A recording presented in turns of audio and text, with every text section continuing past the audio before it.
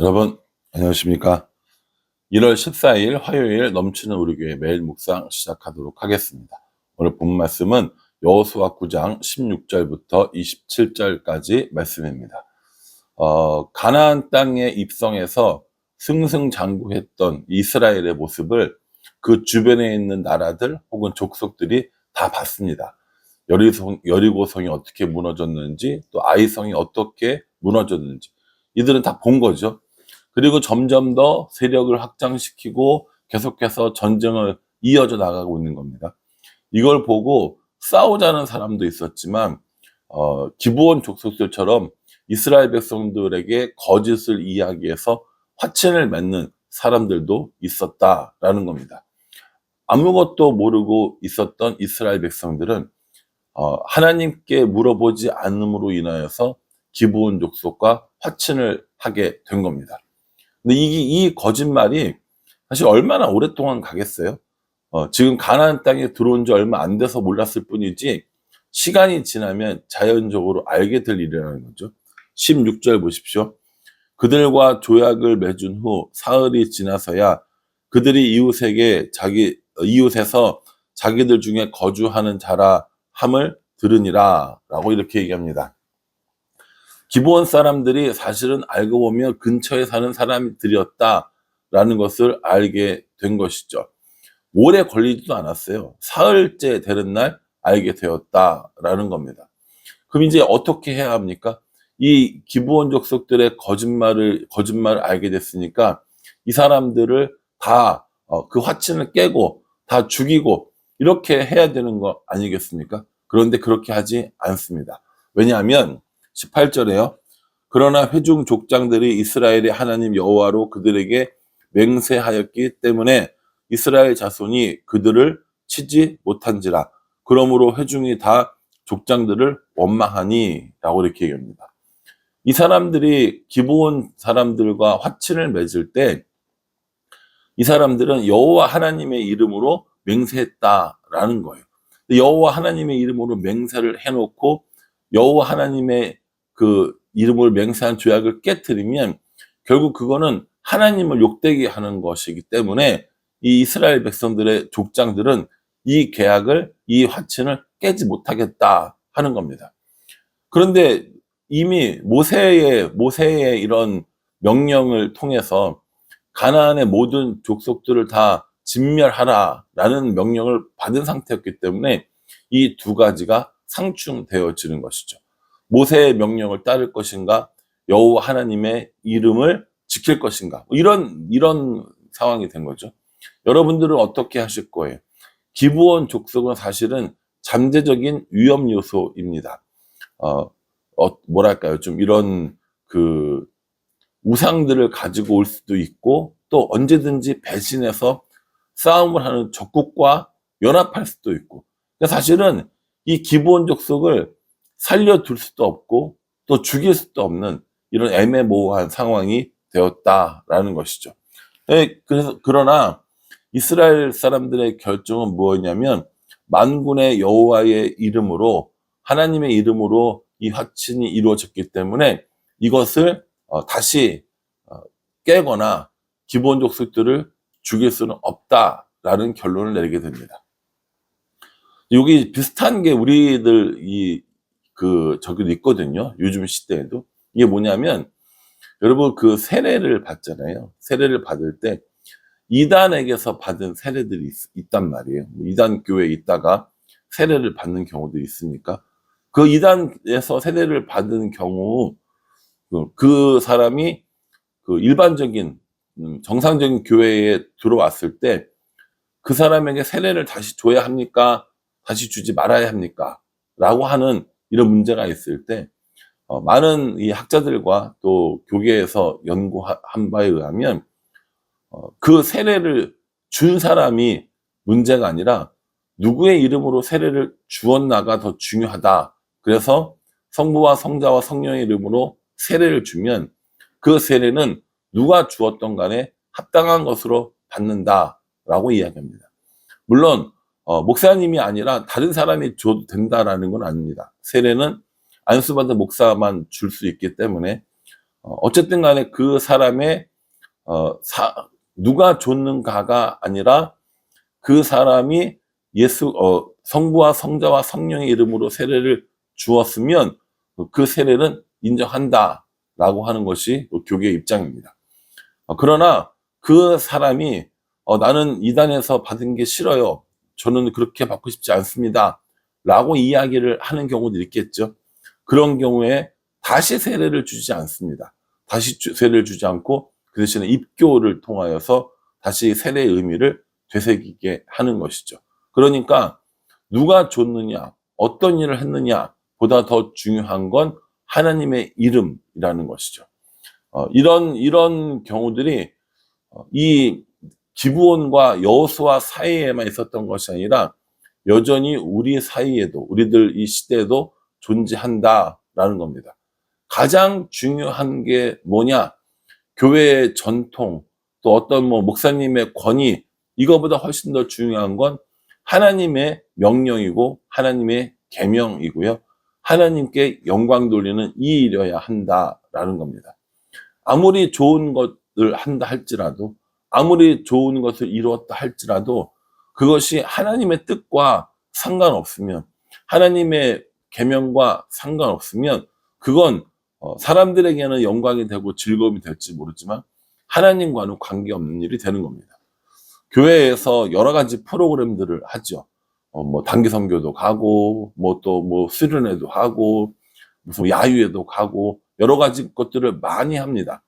그런데 그 많은 프로그램들 중에 하나님과 관계 없는 것들을 우리가 열심히 하고 있는 것은 아닌지 한번 생각해 봐야 돼요.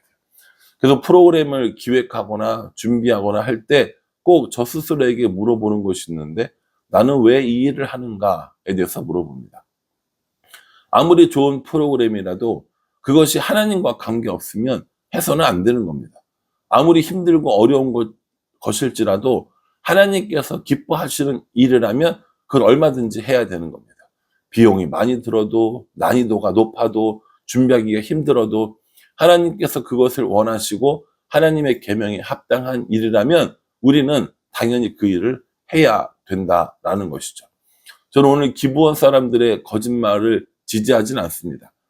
거짓말로 뭔가를 이렇게 꾸미라고 하는 이 일들에 대해서는 지지할 수 없죠. 그러나 이스라엘 사람들이 하나님의 이름으로 맹세했기 때문에, 또 화치를 맺었기 때문에 이스라엘 사람들은 이 계약을, 이 조약을 지키겠다라고 하는 건 찬성입니다. 그래서 여호수아도 이들에게 명령해서, 그러면 너희들이 우리 안에 사는데 너희들은 우리의 종이 되어서 우리들의 이야기를, 우리들의 명령을 따라야 한다라고 이야기를 해줍니다. 뭐라고 이야기하냐면 23절에 그러므로 너희가 저주를 받나니 너희가 대를 이어 종이 되어 다 내 하나님의 집을 위하여 나무를 패며 물을 깃는 자가 되리라 하니, 이렇게 이야기합니다. 성전에, 성막이죠, 이 당시는. 성막에 물을 깃고 나무를 패는 이런 사람으로 일하게 했다라는 겁니다. 사실은 여호수아의 이런 방법은 되게 좋다고 생각합니다. 기브온 사람들도 분명히 섬기는 신들이 있었을 거 아니에요. 그런데 성막에서 봉사하면서 물을 깃고 나무를 기르는 일들을 하면서 하나님을 알아가고 율법을 알아가게 될 거란 말입니다. 그러니까 다른 데서 엉뚱한 일 시키지 않고 이런 일들을 통하여서 하나님을 배울 수 있고 하나님을 알아갈 수 있는 이런 기회를 제공하지 않았나라는 생각을 합니다. 기브온 족속들이 너희가 우리의 종이 되어서 나무를 패고 물 깃는 사람이 될 것이다 라는 이야기를 들었을 때 뭐라고 대답하냐면요, 24절에 그들이 여호수아에게 대답하여 이르되 당신의 하나님 여호와께서 그의 종 모세에게 명령하사 이 땅을 다 당신들에게 주고 이 땅의 모든 주민을 당신들 앞에서 멸하라 하신 것이 당신의 종들에게 분명히 들림으로 당신들로 말미암아 우리의 목숨을 잃을까 심히 두려워하여 이같이 하였나이다 라고 이렇게 이야기합니다. 여러분, 저는 이 말씀을 묵상하고 기브온 사람들이 참 믿음이 좋네 라는 생각을 했어요. 왜냐하면 이스라엘 사람들은 정작 믿지 않았거든요. 그래서 항상 반역하고 항상 이런 뭐랄까요, 우상을 섬기고, 오히려 이스라엘 사람들은 하나님의 이러한 능력, 하나님의 이러한 행하신들을 믿지 않는 경우들이 많았는데, 오히려 기브온 사람들은요, 하나님께서 모세를 통하여 명령해 주신 그 땅을 차지하게 될 것이다, 그 거민들을 다 멸하게 될 것이다는 말을 믿었다라는 거예요. 믿었으니까 이런 행동을 했겠죠. 이 기브온 사람들이, 야, 우리 여기 땅은 다 죽게 생겼어, 이스라엘의 하나님이 진짜 하나님이야, 그 하나님은 능력 있는 하나님이야, 그러니까 우리가 목숨을 보존하기 위해서라도 이스라엘에게 항복하는 게 맞아. 그런데 그들이 우리를 받아줄까? 아니야, 우리가 이렇게 해서 화친을 맺자 라는 생각까지 하게 된 겁니다. 심지어 하나님의 이름으로 약속을 하면 그 계약이 깨지지 않을 거라는 믿음도 있었기 때문에 거짓으로라도 이렇게 할 수 있었다라는 것이죠. 저는 이 기브온 사람들의 행동이 믿음의 행동이었지 않을까라는 생각을 해보게 됩니다. 거짓으로 조약을 맺은 건 분명히 잘못된 일입니다. 그러나 자신들의 목숨을 지키고 오히려 하나님의 능력을 믿었던 이 기브온의 믿음을 하나님께서 인정하신 것이고, 또 여호수아와 족장들이 받아들이게 되었다라는 것이죠. 25절에 보면요,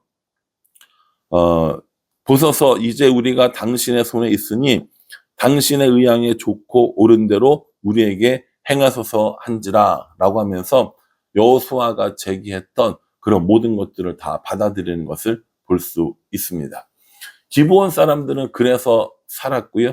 기브온 사람들은 이스라엘 공동체 안에 거하면서 성막을 위하여 나무를 짓고 물을 깃는 그런 일을 하는 사람이 되었다라는 겁니다. 오늘 이 말씀을 묵상하면서 우리의 자존심 혹은 우리의 필요보다 더 중요한 건 하나님의 이름이고 하나님의 계명이라는 사실을 다시 한번 생각해 보게 되어집니다. 내일 이제 네팔로 단기 선교를 가게 됩니다. 10박 11일의 긴 여정이고요. 또 오고 가는 길도 사실은 쉽지 않습니다. 여러 가지 많은 프로그램들을 준비했지만 이러한 것들이 얼마나 효과적일지도 사실은 잘 모르겠습니다. 그럼에도 우리가 그 네팔에 가는 이유는 뭐냐면 그것이 하나님의 명령이고, 우리가 선교사님을 도와서 네팔 사람들에게 복음을 전하는 것이 우리에게 주신 하나님의 사명이라고 믿기 때문인 겁니다. 사람의 이름을 내고 우리 교회의 이름을 내고 담임 목사의 이름을 내기 위해서 가는 거라면 사실 우리는 가지 말아야 합니다. 우리의 즐거움과 우리의 만족과 우리의 어떤 여행을 위해서 가는 거라면 이 단기 선교는 절대로 가서는 안 될 일인 거죠. 그러나 우리가 힘들고 어렵다 할지라도 하나님께서 우리에게 주신 명령을 위해서라면 우리는 이 일들을 감당해야 합니다.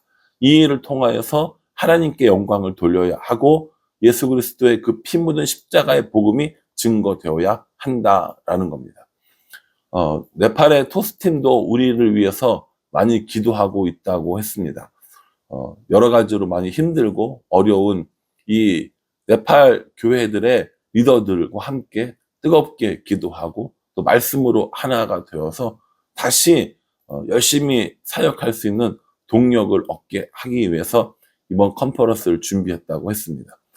머너리에 있는 사람들을 만나고 그들을 위해서 기도하고, 이번에 가서 그쪽에 있는 사람들을 후원하고 도울 수 있는 방법들을 좀 더 찾아보려고 준비하고 있습니다. 그러니 이번 네팔 단기 선교팀이 우리의 만족과 우리의 즐거움을 위해서가 아니라 하나님의 사명을 위해서 갈 수 있도록, 그래서 그곳에서 하나님이 기뻐하시는 사역을 할 수 있도록 위해서 기도해 주시기를 부탁을 드립니다. 기브온 사람들과의 거짓 약속을 하나님의 이름 때문에 지킨 것처럼 영원히 존귀히 찬양 받으실 이름은 오직 우리 하나님밖에 없습니다. 네팔 단기 선교팀의 모든 사역, 그리고 우리들의 모든 삶의 순간순간들마다 하나님께 영광을 돌리는, 하나님의 명령을 지키고 따르는 그런 마음으로 살아가는 것이 우리에게 필요하지 않을까 생각을 합니다. 바라기는 저와 여러분 모두가 하나님의 이름을 높이며 하나님의 명령을 따르며 그렇게 하나님께 영광 돌리는 삶을 살아가는 우리 모두가 되기를 주님의 이름으로 축복합니다. 기도하겠습니다. 하나님, 거짓으로 맺어진 조약이지만 하나님의 이름 때문에 받아들입니다. 그들이 거짓으로 이를 꾸몄다 할지라도 높임 받으실 분은 하나님이시기 때문입니다.